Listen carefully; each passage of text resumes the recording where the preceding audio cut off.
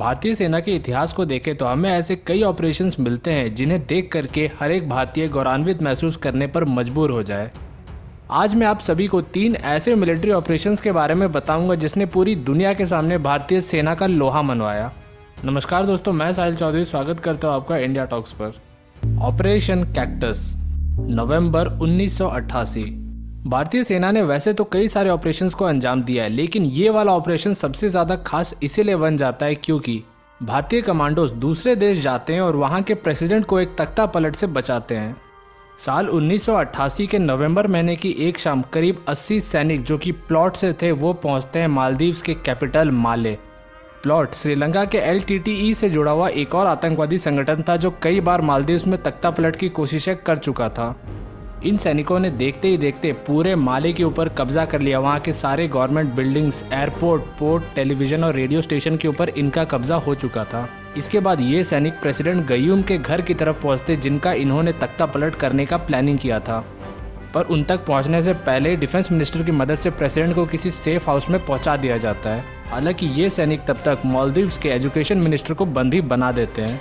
इसके बाद president Gayoom Sri Lanka और पाकिस्तान की सरकारों से मदद की गुहार करते हैं, लेकिन दोनों ही सरकार मना कर देती हैं और इसका कारण उन्होंने दिया लैक ऑफ मिलिट्री कैपेबिलिटी। इसके बाद वहाँ के प्रेसिडेंट यूनाइटेड स्टेट्स से मदद मांगते हैं, लेकिन USA ने कहा कि उन्हें मालदीव्स तक पहुँचने में 2 से 3 दिन का समय लगेगा क्योंकि डिएगो गार्सिया वहाँ से 1000 किलोमीटर दूर था, जो कि USA का नियरेस्ट मिलिट्री बेस था। फाइनली वहाँ के प्रेसिडेंट थक हार के यूनाइटेड किंगडम यानी UK को कॉल लगाते हैं और UK के प्रेसिडेंट उन्हें सजेस्ट करते हैं कि आप इंडिया कॉल लगाइए और इंडिया से मदद मांगिए।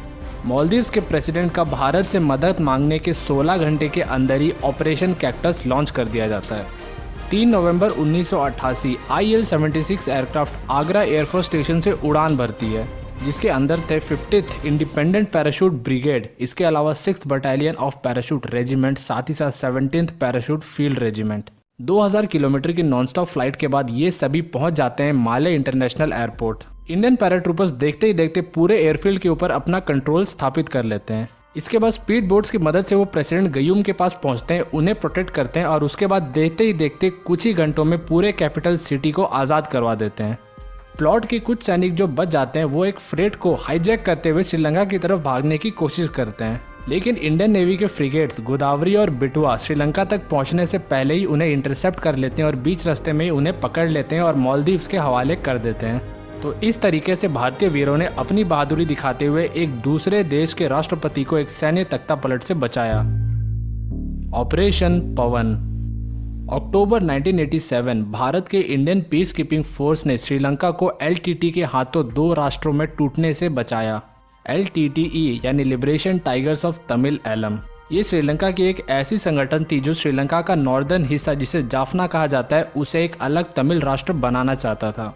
शुरुआती समय में भारत ने LTTE का समर्थन किया, लेकिन जब श्रीलंका के साथ एक बार पीस एकॉर्ड साइन हो गया तब भारतीय सरकार ने श्रीलंकन गवर्नमेंट और LTTE के बीच बातचीत करवाने का कोशिश किया, पर जब LTTE ने पीस टॉक्स को खारिज कर दिया तो भारत ने फैसला किया कि अब मिलिट्री को मामले में उतारा जाएगा। भारत ने इंडियन पीस कीपिंग फोर्स यानी IPKF को भेजा जाफना ताकि वहां लॉ एंड ऑर्डर मेंटेन किया जा सके और LTTE ने भी ना चाहते हुए इन्हें एक्सेप्ट कर लिया, लेकिन LTTE ने अपने हथियार डालने से मना कर दिया, जिसके बाद LTTE और IPKF के बीच एक बड़े स्तर पर युद्ध शुरू हो गया। इसे नाम दिया गया ऑपरेशन पवन, जिसका ऑब्जेक्टिव था जाफना के ऊपर अपना कंट्रोल स्थापित करना। इन ऑपरेशंस में इंडियन कमांडोज के साथ साथ इंडियन एयरफोर्स और इंडियन नेवी का भी बड़े स्तर पर इस्तेमाल किया गया था। IPKF श्रीलंका में करीब 3 साल तक तमिल रेबल्स के खिलाफ लड़ती रही और इन 3 सालों में भारतीय सेनाएं लगभग LTTE का पूरी तरीके से खात्मा कर चुकी थी। 1989 के पार्लियामेंट्री इलेक्शन में VP सिंह राजीव गांधी को हराते हुए नए भारतीय प्रधानमंत्री बन जाते हैं और उसके बाद उन्होंने 1990 के मार्च महीने में ये फैसला किया कि IPKF को वापस बुला लिया जाएगा और इसी के साथ भारत का श्रीलंका में ऑपरेशन पवन खत्म होता है। हालांकि इस ऑपरेशन में करीब 1200 भारतीय सैनिकों ने अपनी शहादत दी और भारत के इतिहास का ये एक अकेला ही ऐसा मिशन है जिसमें इतने बड़े स्तर पर भारतीय सैनिक किसी दूसरे देश में जाकर के ऑपरेशन को अंजाम देते हैं। ऑपरेशन मेघदूत, 1949 के कराची एग्रीमेंट में सियाचिन ग्लेशियर को खाली छोड़ दिया गया था, यानी ये फैसला नहीं हो पाया था कि भारत और पाकिस्तान में से कौन सा देश सियाचिन ग्लेशियर के ऊपर कितना कंट्रोल करेगा। जिसके वजह से दोनों ही देशों के बीच एक कन्फ्लिक्ट का मुद्दा बन गया था और दोनों अपने अपने क्लेम्स करते थे। 1982 में भारत अपने कई सारे सैनिकों को एंटार्क्टिका भेजता है ताकि वो ऐसे पहाड़ी इलाकों में रहने के लिए एक्लिमेटाइज हो सकें। इंडियन आर्मी के ऐसे तैयारियों को देखते हुए पाकिस्तानी जनरल्स को ऐसा खतरा सताता है कि भारत ऐसे की रीजेस और पासेस जो कि सियाचिन ग्लेशियर के ऊपर मौजूद है उनके ऊपर कब्जा कर सकता है। इसीलिए साल 1983 में पाकिस्तानी जनरल्स ऐसा डिसाइड करते हैं कि भारत से पहले पाकिस्तानी सैनिक जा करके सियाचिन ग्लेशियर के ऊपर अपना कब्जा कर लें। इस्लामाबाद ऑर्डर करता है आर्टिक वेदर गियर्स यानी ठंडी में पहनने वाले कपड़े एक लंदन के सप्लायर से, इस बात से बिल्कुल बेखबर कि ये वही सप्लायर है जो इंडियन आर्मी को भी कपड़े देता है। और उन सप्लायर्स ने इंडिया तक ये खबर पहुंचा दी कि पाकिस्तान इस तरह के कपड़े मंगवा रहा है। खबर सुनते ही इंडियन आर्मी के जनरल्स को ये पता चल गया कि पाकिस्तान के दिमाग में आखिर क्या चल रहा है और फैसला लिया गया कि इससे पहले पाकिस्तान जाकर के सियाचिन ग्लेशियर के ऊपर कब्जा कर ले, भारत को अपना एक्सपेडिशन भेजते हुए सियाचिन के ऊपर कंट्रोल स्थापित करना होगा। भारत को इंटेलिजेंस रिपोर्ट मिल चुका था कि पाकिस्तान 17 अप्रैल को अपना एक्सपेडिशन लॉन्च करने वाला है, तो भारत ने फैसला किया कि वह इससे ठीक 4 दिन पहले यानी 13 अप्रैल 1984 को ही अपने सैनिकों को भेज देगा। ऑपरेशन मेघदूत को लॉन्च कर दिया गया और इसका सबसे पहला ऑब्जेक्टिव था साल्टोरो रिज के ऊपर अपना कंट्रोल स्थापित करना। सबसे पहले इंडियन आर्मी के सैनिकों को एयरलिफ्ट करना था, जिसके लिए इंडियन एयरफोर्स के IL-76, AN-12 और AN-32 एयरक्राफ्ट का इस्तेमाल किया गया। हाई एल्टीट्यूड एयरफील्ड्स में पहुंचने के बाद यहां से Mi-17, Mi-8 और HAL चेतक जैसे हेलीकॉप्टर की मदद से इन सैनिकों को और इनके सामान को उठा करके जिन पीक्स पे चढ़ना था उनके ईस्ट में पहुंचा दिया गया। इन ग्लेशियर्स पे चढ़ने के लिए कुमाऊं रेजिमेंट और लद्दाख स्काउट्स को भेजा गया था। भारतीय सैनिकों ने कई दिनों तक चलते चलते जोजिला पास को क्रॉस किया और जा करके बिलाफोन ला के ऊपर अपना कंट्रोल स्थापित कर दिया। इसके बाद सियाला और ग्योंगला जैसे कई पीक्स और पासेस के ऊपर भारतीय सेना अपना कंट्रोल स्थापित कर दी, जिसके बाद पाकिस्तानी सैनिक इन इलाकों में पहुंचते हैं और बस हाथ पे हाथ धरे देखते रहते क्योंकि वो कुछ नहीं कर सकते। इन सारे पासेस के ऊपर ऑलरेडी भारतीय सेना ने अपना कंट्रोल कर लिया था, जबकि भारत की तरफ से जो चढ़ाई थी वो काफ़ी ज़्यादा मुश्किल थी इन कंपैरिजन टू पाकिस्तान की तरफ से चढ़ाई।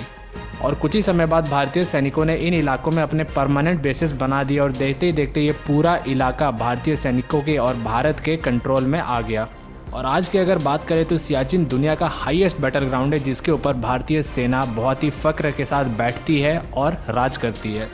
और भारतीय सेना दुनिया की पहली और एकमात्र ऐसी सेना है जो 5000 मीटर से भी ज़्यादा की ऊंचाई पर टैंक्स और हैवी मशीनरी को ऑपरेट करती है। और ये मिशन हमें सिखाता है कि युद्ध में इन्फॉर्मेशन कितना ज़्यादा इंपॉर्टेंट होता है। एक सही इन्फॉर्मेशन आपको आधा युद्ध तो ऐसे ही जिता देता है।